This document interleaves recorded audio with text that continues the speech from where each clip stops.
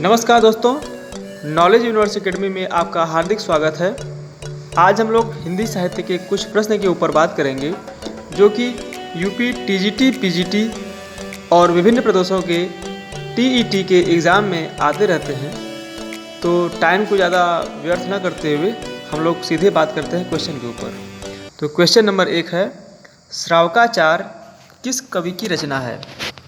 तो श्रावकाचार देवसेन की रचना है। दोहा कोश के रचयिता कौन है? इसका उत्तर है सरहपा। भरतेश्वर बाहुबली रास किस कवि की रचना है? तो उत्तर है शालिभद्र सूरि। परमात्म प्रकाश व योगसार गद्य रचनाओं के रचयिता कौन हैं? उत्तर है जो इंदु। भाषा सर्वेक्षण किस कवि की रचना है? उत्तर है श्याम सुंदर दास। उत्तर अपभ्रंश को पुरानी हिंदी कहने वाले प्रथम विद्वान कौन थे? उत्तर है चंद्रधर शर्मा गुलेरी। अगला प्रश्न है, सरहपा को हिंदी का प्रथम कवि मानने वाले विद्वान कौन थे? उत्तर है राहुल सांकृत्यायन।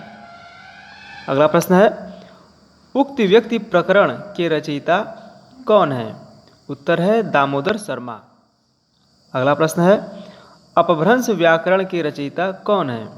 उत्तर है हेमचंद्र। अगला प्रश्न है, पौमचर्यु के रचनाकार कौन है? उत्तर है स्वयंभू। अगला प्रश्न है, शब्दानुशासन के लेखक कौन है? उत्तर है हेमचंद्र। अगला प्रश्न है, प्राकृत पैंगलम किस कवि की रचना है? उत्तर है लक्ष्मीधर।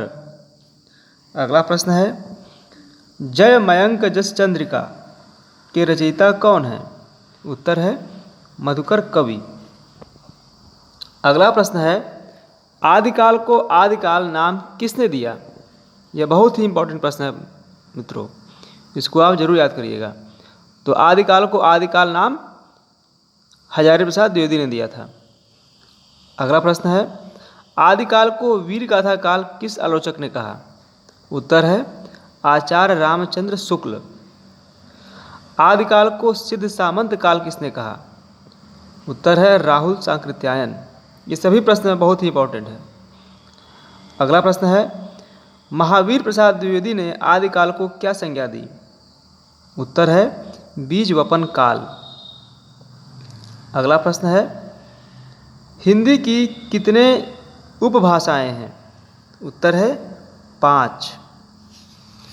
अगला प्रश्न है, आदिकाल को वीर काल की संज्ञा देने वाले आलोचक कौन थे?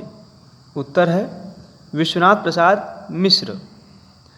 अगला प्रश्न है, संदेश रासक खंड काव्य के रचयिता कौन है? उत्तर है अब्दुल रहमान। अगला प्रश्न है, खुमार रासों के रचनाकार कौन है? उत्तर है दलपति विजय। अगला प्रश्न है, परमाल रासों के रचयिता का नाम क्या है? तो उत्तर है जगनिक। अगला प्रश्न है, पृथ्वीराज रासों को प्रामाणिक मानने वाले विद्वान कौन हैं? तो इस संबंध में बहुत सारे जो है एक मत विद्वान नहीं हैं। कुछ विद्वान जो है पृथ्वीराज रासों को प्रामाणिक मानते हैं, कुछ अप्रामाणिक मानते हैं और कुछ अर्ध प्रामाणिक मानते हैं। तो पृथ्वीराज रासों को प्रामाणिक मानने वाले विद्वान अगर देखा जाए तो वैसे श्याम सुंदर दास हैं। और अगर अप्रामाणिक की हम बात करें तो जो रामचंद्र शुक्ल थे वो पृथ्वीराज रासों को अप्रामाणिक मानते थे। ऐसे ही बहुत सारे विद्वान हैं, उनका अलग अलग कथन है पृथ्वीराज रासों के संदर्भ में, उसके बारे में हम आगे चर्चा करेंगे। नेक्स्ट क्वेश्चन देखते हैं, आचार्य रामचंद्र शुक्ल के अनुसार हिंदी के प्रथम महाकवि कौन है? उत्तर है चंद्रवर दाई। अगला प्रश्न है, आचार्य रामचंद्र शुक्ल के अनुसार हिंदी का प्रथम महाकाव्य क्या है? उत्तर है पृथ्वीराज रासो। अगला प्रश्न है,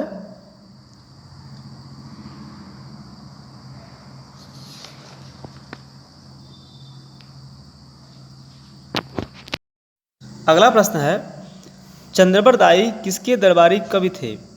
तो चंद्रबरदाई पृथ्वीराज चौहान के दरबारी कवि थे। अगला प्रश्न है, सिद्धियों की संख्या कितनी मानी जाती है? तो सिद्धों की संख्या 84 मानी जाती है। इसी में मैं आपको एक क्वेश्चन और बता देता हूँ कि नाथों की संख्या कितनी मानी जाती है? तो नाथों की संख्या 9 मानी जाती है। यह क्वेश्चन विभिन्न परीक्षाओं में बहुत आता है और ये बहुत इंपॉर्टेंट क्वेश्चन है कि सिद्धों की संख्या कितनी है और नाथों की संख्या कितनी है। तो सिद्धों की संख्या 84 मानी जाती है और नाथों की संख्या 9 मानी जाती है। ये आपको याद होना चाहिए। अगला प्रश्न हम बात करते हैं कि पद्मावती समय किस ग्रंथ का एक भाग है? तो पद्मावती समय पृथ्वीराज रासो का एक भाग है। अगर आपको यह वीडियो अच्छा लगा हो तो इसे लाइक और शेयर करें और चैनल को सब्सक्राइब करना बिल्कुल न भूलें। मिलता हूँ आपसे अगले ही ऐसे नॉलेजफुल वीडियो के साथ। तब तक के लिए धन्यवाद।